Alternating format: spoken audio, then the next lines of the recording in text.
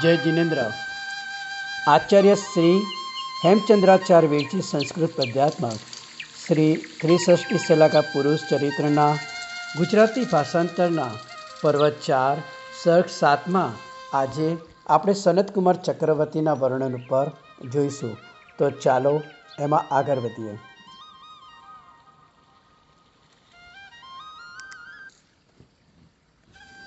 શ્રી સનતકુમાર ચક્રવર્તી ચરિત્ર। નાગ લોકોની નગરી ભોગાવતી દેવનગરી અમરાવતી અને રાક્ષસપુરી લંકાથી પણ અધિક અને કાંચનની શોભાને ધારણ કરનારી કાંચનપુરી નામે નગરી છે। ત્યાં શત્રુની સ્ત્રીઓના અશ્રુજળના પ્રવાહમાં મેઘજ્યોતિ સમાન વિક્રમ યશા નામે પરાક્રમી રાજા હતો। યુદ્ધ પરથી ગજેન્દ્રને હાથણીઓની જેમ તેના અંતઃપુરમાં 500 પ્રેમની પાત્ર રમણીઓ હતી। તે નગરીમાં સંપત્તિનો જાણે ભંડાર હોય તેવો નાગદત્ત નામે એક ઘણી સમૃદ્ધિવાળો સાર્થવા રહેતો હતો। સૌભાગ્યકારી લાવણ્યવાળી અતિશય રૂપથી શોભતી વિષ્ણુને લક્ષ્મીની જેમ તેને વિષ્ણુ શ્રી નામે સ્ત્રી હતી। કારસ અને કેસની જેમ પરસ્પર પ્રેમ ધરતા તે દંપતી સારસ પક્ષીની જેમ નિરંતર સ્મર ક્રીડામાં રસિકપણે વિહાર કરતા હતા। એકદા એ સુંદર સ્ત્રી કાકતલીય ન્યાયથી વિક્રમેશા રાજાની દ્રષ્ટિએ પડી।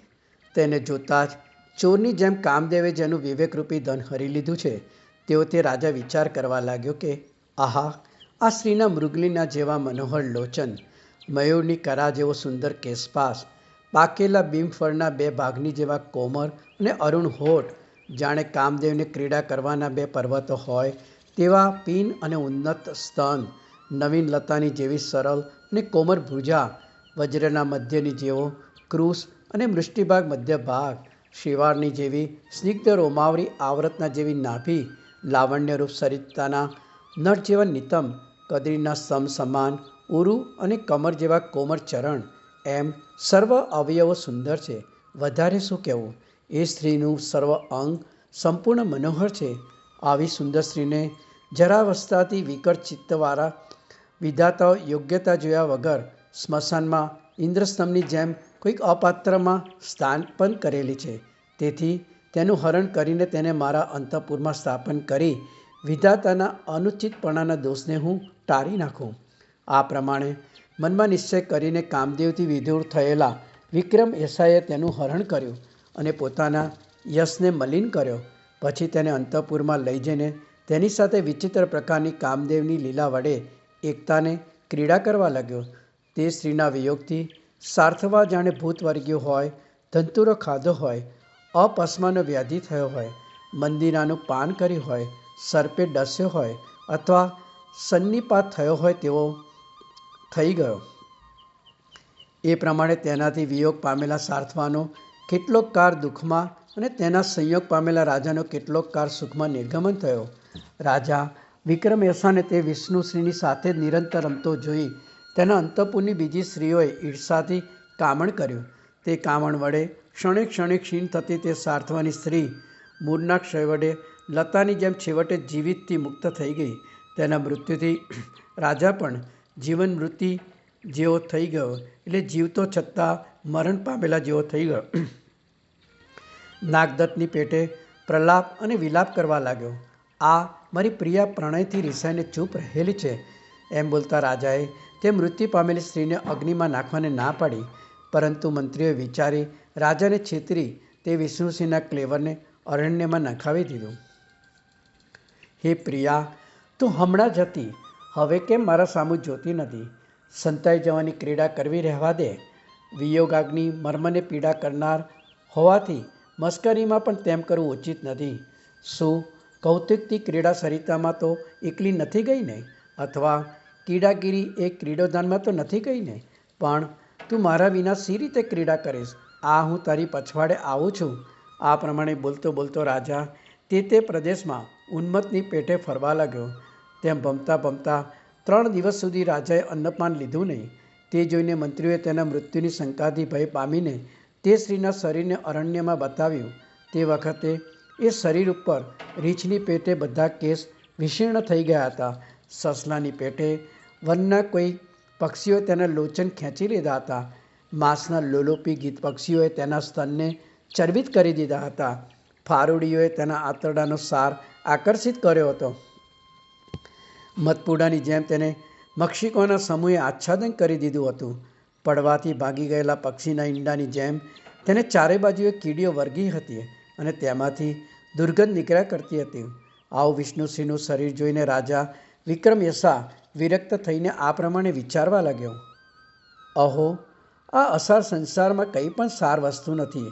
આવા અસાર શ્રીદેહમાં સારબુદ્ધિ વડે ચિરકાર મોહ પામેલા એવા મને ધિક્કાર છે. હળદરના રંગની જેવા આહાર્ય ગુણવાળી સ્ત્રીઓથી પરમાર્થ વેતા પુરુષનું મન જ હરણ થતું નહીં હોય. બાકી તો સર્વ પુરુષોના મન હરણ થાય છે. વિષ્ટા, મૂત્ર, મળ, શ્લેષ્મ, માંસ, મજ્જા અને અસ્થિથી પૂર્ણ તેમજ નસોથી ગૂંથેલી એવી સ્ત્રીઓ ચામડી વડે મઢેલી હોવાથી માત્ર બહારથી રમણીય લાગે છે, પણ સ્ત્રીના શરીરનો જો અંદર અને બહાર વિપર્યાસ થઈ જાય, અર્થાત અંદર છે તે બહાર આવે અને બહારનું અંદર જાય, તો તે ગીધ અને શિયાળને જ પ્રીતિવાળું થઈ પડે છે. કામદેવ જો સ્ત્રી રૂપ શસ્ત્ર વડે આ જગતને જીતે છે, તો પછી જે તુચ્છ પીછાનું શસ્ત્ર ગ્રહણ કરે છે તેને મૂળ બુદ્ધિવાળો સમજવો. સંકલ્પમાંથી ઉત્પન્ન થનારા એ કામદેવે આહા આ બધા વિશ્વને હેરાન કરી દીધું છે, તેથી તેનું મૂળ જે સંકલ્પ તેનો જ હું ત્યાગ કરી દઉં. આ પ્રમાણે વિચારી સંસારથી વિરક્ત થયેલા મોટા મનવાળા વિક્રમેસર રાજાએ સુવ્રતાચાર્ય પાસે જઈને દીક્ષા ગ્રહણ કરી. પછી પોતાના દેહ ઉપર નિષ્પૃહ થઈ 1, 2 અને માસ ઉપવાસ વગેરે તપશ્ચર્યા કરીને સૂર્ય જેમ કિરણોથી જળને શોધે તેમ તેણે શોષે તેમ તેણે પોતાના શરીરને શોષવી નાખ્યું. એ પ્રમાણે દુસ્તપ તપ આચરી કારયોગે મૃત્યુ પામી તે સનતકુમાર દેવલોકમાં શ્રેષ્ઠ આયુષ્યવાળા દેવતા થયા. દેશ સંબંધી આયુષ્ય પૂર્ણ થતાં ત્યાંથી ચવીને રત્નપુર નગરમાં જીનધર્મ નામે શ્રેષ્ઠી પુત્ર થયા.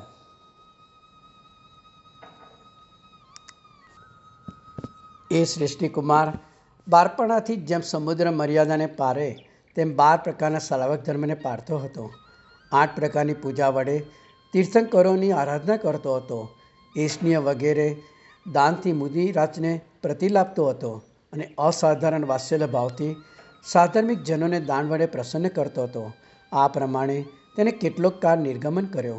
આ તરફ નાગદત્ત પ્રિયાના વિરહથી દુઃખી થઈ આંતરધ્યાન વડે મૃત્યુ પામી તિર્યંચ યોનિમાં પરિભ્રમણ કરવા લાગ્યો. એટલે નાગદત્ત એ તિર્યંચ યોનિમાં પરિભ્રમણ કરવા લાગ્યો. અનુક્રમે ચિરકાર સંસારમાં ભમી સિંહપુર નામના નગરમાં અગ્નિશર્મા નામે બ્રાહ્મણનો પુત્ર થયો.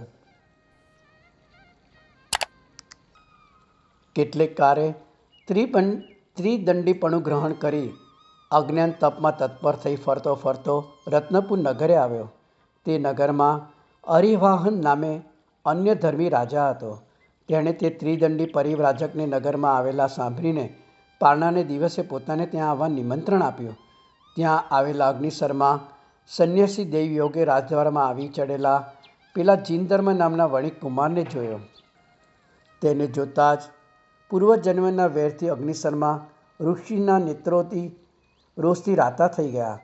તત્કાળ અંજલિ જોડી પાસે ઉભેલા હરિવાહન રાજા પ્રત્યે તે બોલ્યો, હે રાજા, આ શ્રેષ્ઠીના પૃષ્ઠભાગ ઉપર અતિ ઉષ્ણ દૂધપાકનું પાત્ર મૂકીને જો ભોજન કરાવશો તો હું ભોજન કરીશ, અન્યથા કરીશ નહીં. રાજાએ કહ્યું, બીજા પુરુષના પૃષ્ઠો પર થાળ મૂકીને હું તમને ભોજન કરાવીશ. આ પ્રમાણેના રાજાના વચન સાંભળીને તે ત્રિદંડી ક્રોધ કરીને ફરીવાર બોલ્યો, આ પુરુષના જ પૃષ્ઠ ઉપર અતિ ઉષ્ણ દૂધપાકનું પાત્ર મૂકીને હું ભોજન કરીશ, નહીં તો અકૃતાર્થપણે આવ્યો તેમ ચાલ્યો જઈશ. રાજા તેનો પરમ ભક્ત હતો, તેથી તે તેમ કરવાને કબૂલ થયો. જીત શાસનથી બાહ્ય એવા પુરુષોને વિવેક ક્યાંથી હોય? પછી રાજાની આજ્ઞા થવાથી તેને પૃષ્ઠભાગ ધર્યો. તેની ઉપર ઉષ્ણ ભાજન મૂકીને તે ત્રિદંડી ભોજન કરવા લાગ્યો. દાવાનળને હાથી સહન કરે તેમ જીન ધર્મ કુમારે પાત્રના તાપને સહન કર્યો અને મારા પૂર્વના કર્મનું જ આ ફળ છે, તે કર્મ આ મિત્રના યોગથી તૂટી જાઓ એમ ચિરંકાર ચિંતન કરતો તે કુમાર સ્થિર રહ્યો. જ્યારે તે ત્રિદંડી જમી રહેવા આવ્યો તે વખતે તેની ઉષ્ણતાથી ઉછરેલા રુધિર, માંસ અને ચરબીના રસથી તે પાત્ર કાદવ પરથી સરી પડે તેમ કુમારના પૃષ્ઠો પરથી લપસી પડ્યું. ત્યાંથી પોતાને ઘેર આવીને પોતાના સંબંધવાળા સર્વ લોકોને બોલાવીને જીન ધર્મમાં વિચક્ષણ એવા જીન ધર્મ કુમારે પૂર્વનું સર્વ દુષ્કૃત્ય ખમાવ્યું. પછી ચૈત્ય પૂજા કરી મુનિ પાસે આવીને તેને યથાવિધિ દીક્ષા ગ્રહણ કરી. પછી નગરમાં નીકળી પર્વતના શિખર ઉપર ચડીને પૂર્વ દિશાની સામે પૃષ્ઠભાગ ખુલ્લો રાખીને તેણે કાયોત્સર કર્યો. તે વખતે રુધિરમય તેના પૃષ્ઠને ગીધ અને કંક પક્ષીઓ ચાંચોથી ચૂંટતા હતા. તથાપિ તેણે બીજી દિશાઓની સામે પણ કાયોત્સર ધારણ કર્યો.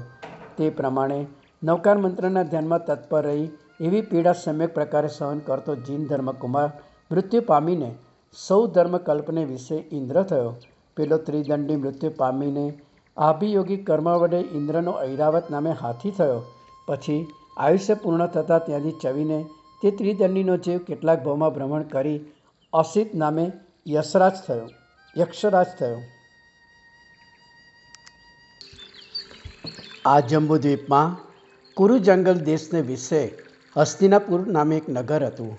તે નગરમાં અશ્વની સેનાથી પૃથ્વીમંડળને આચ્છાદન કરનાર અને મંગળ વડે શત્રુઓના મંડળને જીતનાર અશ્વસેન નામે રાજા હતો. ગુણરૂપ રત્નોના રોહણાચર રૂપ તે રાજામાં દૂધમાં પૂરાની જેમ દોષની એક કણી પણ ન હતી. મને આ તૃણ સમાન ગણે છે એવું ધારીને સૌભાગ્ય મેળવાની ઈચ્છાએ લક્ષ્મી અસીધારા વ્રત કરવાને માટે તેની પાસે સ્થિર થઈ રહી હતી. યાચકોને આવતા જોઈ તેને અતિશય હર્ષ થતો અને પોતાની આપવાની ઈચ્છાના અનુમાનથી જો તે થોડી યાચના કરે તો તેના મનમાં ખેદ થતો હતો. તેને સહદેવી નામે એક મહારાણી હતી. તે રૂપથી જાણે પૃથ્વી પર કોઈ દેવી આવેલી હોય તેવી જણાતી હતી. હવે પહેલાં દેવલોકમાં ઇન્દ્ર સંબંધી લક્ષ્મી ભોગવીને જીન ધર્મકુમારનો જીવ તે સહદેવીના ઉદરમાં અવતર્યો. તે વખતે સહદેવીએ હસ્તી વગેરે 14 મહાસપનો મુખમાં પ્રવેશ કરતા જોયા. અનુક્રમે પ્રસવ સમય આવતા અદ્વિતીય પર વૈભવવાળા જાતિવંત સુવર્ણના જેવી કાંતિવાળા અને સર્વ લક્ષણે પરિપૂર્ણ એક કુમારને તેણે જન્મ આપ્યો. અશ્વસેન રાજાએ જગતને આનંદ આપનારા મોટા ઉત્સવથી તેનું સનતકુમાર એવું નામ પાડ્યું. સુવર્ણના છેદ જેવા ગૌરંગવાળો તે બાળક બાળચંદ્રની જેમ લોકેના નેત્રને પ્રસન્ન કરતો અનુક્રમે વૃદ્ધિ પામવા લાગ્યો. એક રાજાના ઉત્સંગમાંથી બીજા રાજાના ઉત્સંગમાં સંચરતો તે બાળક છતાં પણ અપ્રિતમ રૂપ વડે જોતા સ્ત્રીઓના નેત્રને અને મનને હરી લેતો. સર્વાંગયુક્ત સપ્તશાસ્ત્ર અને બીજા સર્વજ્ઞાનનું માત્ર ગુરુના સુખમાંથી એક ગંડસની લીલાએ તેણે પાન કરી લીધું. રાજ્યલક્ષ્મીના ભુવનના સ્તંદરૂપ એવા શસ્ત્રશાસ્ત્ર અને અર્થશાસ્ત્રો જાણે બીજા ભૂસ્તંભ હોય તેમ તેણે ગ્રહણ કરી લીધા. નિર્મળ કરાનિધિ એટલે કે ચંદ્રની પેઠે અનુક્રમે વધતા એવા તેણે એક લીલા માત્રમાં બીજી સર્વ કરાઓ પણ ગ્રહણ કરી લીધી.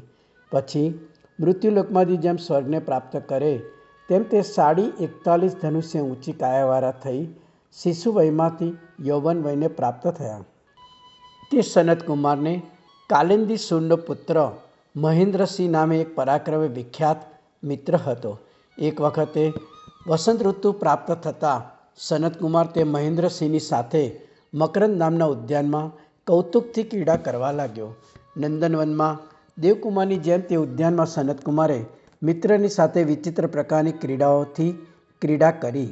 તે વખતે અશ્વસેન રાજાને ભેટ તરીકે 5 ધારામાં ચતુર અને સર્વ લક્ષણે લક્ષિત એવા અનેક અશ્વો આવેલા હતા. તેમાંથી જળતરંગની જેવો ચપર જલધિ કલ્લોલ નામે એક અશ્વ તેમણે સનતકુમારને અર્પણ કર્યો. તે અશ્વને જોતા જ કુમાર બીજી ક્રીડા તજી દઈને તેના ઉપર આરૂઢ થયો. કારણ કે રાજપુત્રોને સર્વ કૌતુક કરતાં હાથી ઘોડા સંબંધી અધિક કૌતુક હોય છે. એક હાથમાં ચાબુક અને બીજા હાથમાં લગામ લઈને પલાણરૂપ આસનનો સ્પર્શ કર્યા વગર 2 ઉરુ વડે પ્રેરીને તેણે અશ્વને ચલાવ્યો. તત્કાર ચરણ વડે પૃથ્વીને સ્પર્શ કર્યા સિવાય આકાશમાં જ ચાલતો તે અશ્વ જાણે સૂર્યના ઘોડાને જોવા ઈચ્છતો હોય તેમ વેગથી દોડ્યો. જેમ જેમ કુમાર તેને લગામથી ખેંચવા લાગ્યો તેમ તેમ વિપરીત શિક્ષાવાળો તે અશ્વ અધિક દોડવા લાગ્યો. આસપાસ બીજા ઘોડેસવાર રાજપુત્રો અશ્વ દોડાવતા સાથે ચાલતા હતા. તેઓના મધ્યમાંથી જાણે અશ્વરૂપે રાક્ષસ હોય તેમ એ અશ્વ આગળ પડ્યો. સર્વ રાજાઓના જોતાં જોતાં નક્ષત્રોમાંથી ચંદ્રની જેમ સનતકુમાર સહિત અશ્વ અદૃશ્ય થઈ ગયો. વાહનને નદીનું પૂર ખેંચી જાય તેમ પોતાના કુમારને અશ્વે આકર્ષણ કરેલો જાણી અશ્વસેન રાજા મોટી અશ્વસેના લઈને તેને પાછો લાવવા માટે પછવાડે ચાલ્યા. આ અશ્વ ચાલ્યો જાય, આ તેના પગલાં છે, આ તેના ફીણ અને લાર પડેલી છે, એ પ્રમાણે સાથેના લોકો કહેતા હતા. તેવામાં બ્રહ્માંડને પૂરનારી ધમનરૂપ જાણે અકારે થયેલી કાળરાત્રિ હોય તેવી દ્રષ્ટિને અંધ કરનારી મોટી પ્રચંડ વાવલી એટલે કે પવનની શ્રેણી ચડી આવી. વાદળાદી વડે ગૃહની જેમ ઉડતી રચ વડે દીક્ષાઓ ઢંકાઈ ગઈ. સૈન્ય સર્વ સ્તંભિત થઈ ગયું. એક પગલું પણ ભરી શકવાને કોઈ સમર્થ થઈ શક્યું નહીં. રજરૂપ તરંગની શ્રેણી વડે કુમારના અશ્વના પગવા અને ફીણ વગેરે સર્વ ચિહ્નોનો ભંગ થઈ ગયો. નીચે ઊંચે સમાન ભૂમિએ અને ફરતું વૃક્ષાદિ કાંઈ દેખાવા ના લાગ્યું. જાણે સર્વજન પાતાળમાં બેઠા હોય તેમ થઈ ગયું. સર્વ સૈનિકો સમુદ્રના જળમાં જેઓના વાણ ભમવા માંડ્યા હોય તેવા વાણવટીઓની જેમ તેનો ઉપાય કરવામાં મૂઢ થઈને આકુર વ્યાકુળ થઈ ગયા. આવો દેખાવ જોઈને કુમારના મિત્ર મહેન્દ્રસિંહે નમસ્કાર કરી અશ્વસેન રાજાને વિજ્ઞપ્તિ કરી કે, હે દેવ, આ દૈવની દુર્ઘટ ઘટના જુઓ. ક્યાં કુમાર, ક્યાં આ દૂરદેશી અશ્વ, ક્યાં શીલ જાણ્યા વગરના તે અશ્વ ઉપર તેનું ચડવું, ક્યાં તે દુષ્ટ અશ્વથી કુમારનું હરણ, અને ક્યાં રજની દ્રષ્ટિ માર્ગને આચ્છાદન કરનારી આ વાવલી. તથાપિ એક સામંત રાજાની પેઠે તેવા દેવને જીતી આપ સ્વામીની જેવા તે મારા મિત્રને હું શોધી લાવીશ. હે પ્રભુ, પર્વતોની ગુફાઓમાં અને તેના ઊંડા શિખરોમાં, ઘાટી વૃક્ષઘટાદી દુર્ગમ એવી અટવીઓમાં, પાતાળની જેવા નદીઓના કોતરોમાં, નિર્જન પ્રદેશમાં અને બીજા દેશોમાં અલ્પ પરિવાર સાથે વા એકાકીપણે કુમારની શોધ કરવી મને સહેલ પડશે. આપ મહારાજા જ્યાં ત્યાં સૈન્ય લઈ શોધવા જશો તે નાની શેરીમાં ગજેન્દ્રના પ્રવેશની પેઠે ઘણું મુશ્કેલ પડશે. આ પ્રમાણે વારંવાર કહી ચરણમાં પડી મહેન્દ્રસિંહ અશ્વસેન રાજાને પાછા વાર્યા. એટલે તે દુઃખીપણે પોતાના નગરમાં આવ્યા. પછી સાર પરિમિત પરિવાર લઈ ગજેન્દ્રની પેઠે દુર્વાર એવો મહેન્દ્રસિંહ તત્કાળ મોટી અટવીમાં બેઠો. તે અટવીમાં ગેંડાઓએ સાંગડાથી ઉખેડેલા પાષાણો વડે સર્વ માર્ગ વિષમ થઈ ગયો હતો. ગામથી પીડાતા ડુક્કરોએ પ્રવેશ કરીને નાના તળાવોને કાદવમય કરી નાખેલા હતા. પ્રૌઢ રીંછોના નાદથી ગુફાઓમાં પડછન પડતા હતા. ગુફામાં બેઠેલા કેસરી સિંહોના નાદથી ભયંકર દેખાવ થઈ રહ્યો હતો. ઊંચી ફાર પડતા ચિત્રાઓના સમુદી મૃગોના ટોળા આકુર વ્યાકુર થઈ જતા હતા. પશુઓને ગરી જઈને અજગરો વૃક્ષોને વીંટાઈ રહ્યા હતા. ચમરુ મૃગોના ટોળા માર્ગમાં વૃક્ષોની છાયામાં બેઠા હતા. સિંહણ સાથે જરપાન કરતા સિંહોએ માર્ગની સરિતાઓને રૂંધી લીધી હતી અને ઉન્મત્ત હાથીઓએ માર્ગના વૃક્ષોની ભાંગેલી શિખા વડે તે અટવી દુર્ગમ થઈ ગઈ હતી. આવી અટવીમાં સનતકુમારનો શોધ કરવા તેણે પ્રવેશ કર્યો. કાંટવાળા વૃક્ષોથી, શિકારી પ્રાણીઓથી અને ખાડાઓથી વિકટ તેવી તે અટવીમાં અટન કરતાં તેની સાથેનું સર્વ સૈન્ય છૂટું પડી ગયું. અનુક્રમે ખેત પામી ગયેલા સાથેના મંત્રી અને મિત્રાદિકે છોડી દીધેલો મહેન્દ્રસિંહ સંગ રહિત મુનિની જેમ એકલો જ ફરવા લાગ્યો. મોટા મોટા લતા ગૃહોમાં અને પર્વતોની ગુફાઓમાં તે પતિની જેમ ધનુષ્ય લઈ એકલો ભમતો હતો. વનના હાથીઓના નાદમાં અને સિંહોના ધ્વનિમાં વીર સનતકુમારના નાદની શંકાથી તે દોડવા લાગ્યો. અને જ્યારે ત્યાં પોતાના મિત્રને જોયો નહીં ત્યારે તે વળી પાછો ઉછળતા ઝરણાના ધ્વનિ ઉપર શંકા કરીને ત્યાં ઉતાવળો દોડી ગયો. પ્રેમની ગતિ એવી જ છે. નદી, હાથી અને સિંહને તેણે કહ્યું કે મારા બંધુની જેવો ધ્વનિ અહીં થાય છે, તેથી તે તમારી પાસે હોય તેમ લાગે છે, કારણ કે એક અંશના દર્શનથી સર્વ લભ્ય થાય છે. આ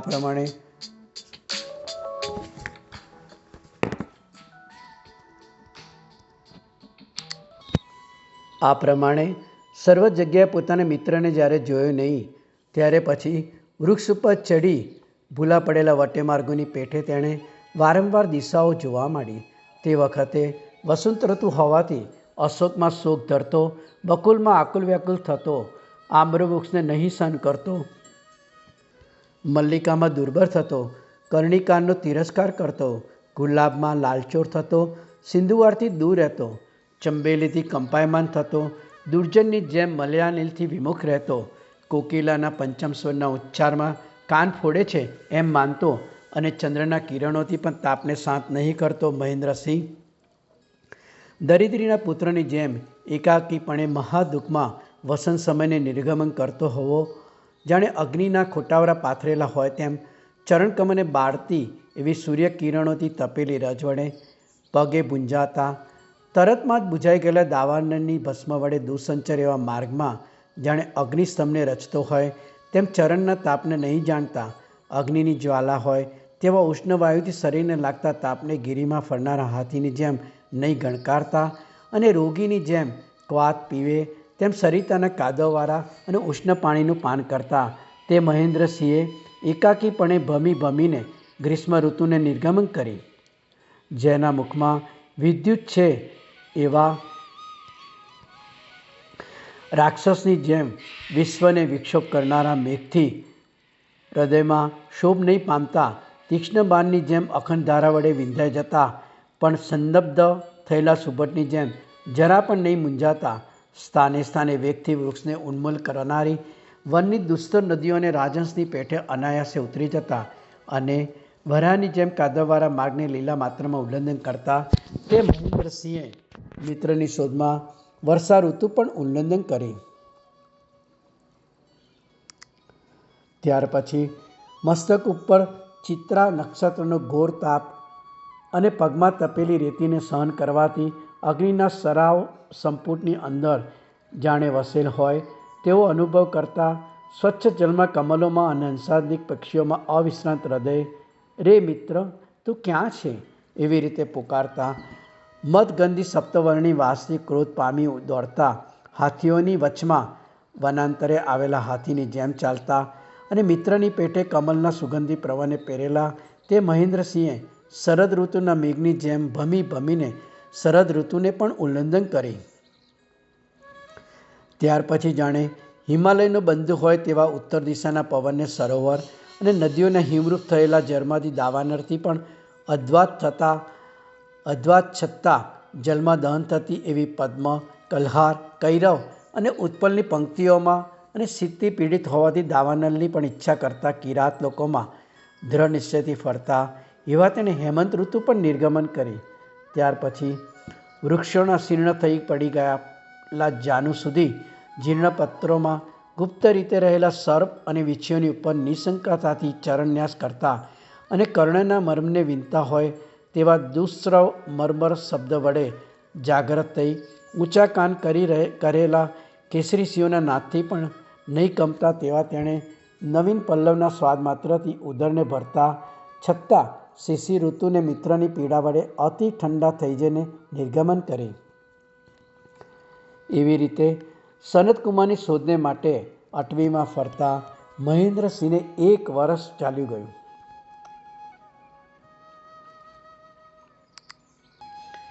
એક વખતે તે અટવીમાં કેટલેક દૂર જઈને નિમિત્યાઓની જેમ ઊંચું મુખ કરી દિશાઓને જોતો હતો તેવામાં જલકુકડી, ટોંચ, હંસ અને સારસ પક્ષીઓનો હર્ષ કોલાહલ તેના સાંભળવામાં આવ્યો અને કમળની ખુશ્બોને વહન કરતા પવનની તેને આશ્વાસન મળ્યું. તેથી તે અનુમાન વડે અહીં નજીકમાં કોઈ સરોવર છે એવો તેને નિશ્ચય થયો. તત્કાળ આનંદના અશ્રુ આવવાથી મિત્રનો સમાગમ થશે તેવો નિશ્ચય કરીને રાજહંસની પેઠે તે સરોવરની સન્મુખ ચાલ્યો. આગળ જતાં ગાંધાર રાગમાં ગવાતું ગાયન, મધુર વેણુનો નાદ અને મનોહર વીણાનો ધ્વનિ તેના સાંભળવામાં આવ્યો. એટલે હર્ષ સહિત આગળ ચાલતા વિચિત્ર વેશધારી રમણીઓના વચમાં વહેલા અને પ્રિય છે દર્શન જેનું નામ એવા પોતાના મિત્ર સનતકુમારને તેને દીઠો. તત્કાળ તેના મનમાં વિચાર થયો કે શું આ મારો પ્રિય મિત્ર સનતકુમાર છે? વાહ, શું કોઈ માયા છે કે શું ઇન્દ્રજાળ છે? અથવા શું મારા હૃદયમાંથી બહાર નીકળીને તે પ્રગટ થયો છે આવો વિચાર કરતો હતો તેવામાં કોઈ વૈતારિકના મુખમાંથી આ પ્રમાણે કર્ણમાં અમૃત જેવા વાક્ય તેના સાંભળવામાં આવ્યા. કુરુવંશરૂપી સરોવરમાં હંસ સમાન, અશ્વસેનરૂપી સમુદ્રમાં ચંદ્ર સમાન અને સૌભાગ્યમાં કામદેવ સમાન હે સનતકુમાર, તમે જય પામો. વળી વિદ્યાધરોની કન્યાઓની ભૂજલતાને આલિંગન કરવાનું વૃક્ષ અને વૈતરણગીરીની બંને શ્રેણીની જયલક્ષ્મી વડે આઢ્ય એવા એ કુમાર, તમે જય પામો. આ પ્રમાણે સાંભળતા જ ગ્રીષ્મથી તપેલો હાથી જેમ જલાશય સમીપે આવે તેમ તે સનતકુમારની પાસે ગયો. અશ્રુધારાની સાથે ચરણ કમરમાં પડતા મહેન્દ્રસિંહને ઊભો કરીને સનતકુમારે આલિંગન કર્યો. અર્થક્રીત થયેલ પરસ્પરના સમાગમથી વિસ્મય પામેલા બંને મિત્રો વર્ષાકાળના મેઘની જેમ હસરાસુને વરસાવવા લાગ્યા. વિદ્યાધરોના કુમારોએ આશ્ચર્યથી જોયેલા બંને મિત્રો રોમે રોમે હર્ષિત થઈ મોટા મૂલ્યવાળા આસન ઉપર બેઠા. દ્રષ્ટિ અને મન બીજે નહીં રાખતા તે બંને પરસ્પર યોગીની જેમ રૂપસ્થ ધ્યાનની મુદ્રામાં પરાયણ થયા. સનતકુમારના યોગથી મહેન્દ્રસિંહનો શ્રમ દિવ્ય ઔષધિની રોગની જેમ ઉતરી ગયો. પછી સનતકુમાર પોતાના નેત્રના હર્ષાશ્રુ લૂછી અમૃત જેવી વાણી વડે મહેન્દ્રસિંહ પ્રત્યે બોલ્યો, પ્રિય મિત્ર, અહીં શી રીતે આવ્યા? એકાકી કેમ છો? હું અહીં છું તે તમે શી રીતે જાણ્યું? આટલો વખત ક્યાં તમે નિર્ગમન કર્યો? મારો વિયોગ છતાં પૂજ્ય પિતાએ શી રીતે પ્રાણ ધારણ કર્યા અને માતા પિતાએ આવા દુર્ગમ પ્રદેશમાં તમને એકલા કેમ મોકલ્યા? આ પ્રમાણે કુમારે પૂછ્યું. એટલે મહેન્દ્રસિંહે ગદગદ વાણીએ પોતાનું પૂર્વ વૃત્તાંત યથાર્થ રીતે કહી આપ્યું. પછી સનતકુમારે ચતુર એવી વિદ્યાધરોની રમણીઓ પાસે તેને સ્નાન અને ભોજનાદિ કરાવ્યું. પછી વિસ્મયથી પ્રફુલ્લિત લોચનવાળો મહેન્દ્રસિંહ વિનયથી અંજલિ જોડી બોલ્યો, પ્રિય મિત્ર, તે તુરંત પછી તમને કેટલી ભૂમિ સુધી લઈ ગયો અને ત્યારથી થયેલા મારા વિયોગમાં તમને શું પ્રાપ્ત થયું? તેમજ આ સમૃદ્ધિ તમને ક્યાંથી પ્રાપ્ત થઈ? તે જો મારાથી ગોપવવા યોગ્ય ના હોય તે પ્રસન્ન થઈને કહેવાને યોગ્ય છો. આવા તેના વચન સાંભળી સનતકુમારે ચિત્તમાં વિચાર કર્યો કે આ આત્મસમાન મિત્રથી ગોપવી રાખવા યોગ્ય કાંઈ પણ નથી. પરંતુ જો કોઈ બીજો પણ પોતાનું વૃત્તાંત કહે તો તેથી પણ મહાત્માઓ લજ્જા પામે છે. તો મારું વૃત્તાંત સ્વમુખે શી રીતે કહું? માટે બીજા પાસે કહેવરાવું. આવી રીતે નિશ્ચય કરી તે અશ્વસેનના કુમારે પોતાના વામ પડખે રહેલી પ્રિયાને એવી આજ્ઞા કરી કે વિદ્યાથી મારું વૃત્તાંત જાણનારી હે પ્રિયા બકુલમતી, આ મારા મિત્ર મહેન્દ્રસિંહને મારી કથા કહી સંભળાવો, કેમ કે અત્યારે મારા નેત્ર કમરમાં નિદ્રા આવે છે. આ પ્રમાણે કહી સનતકુમાર સુવાની ઈચ્છા દેખાડીને અંદર ગયો.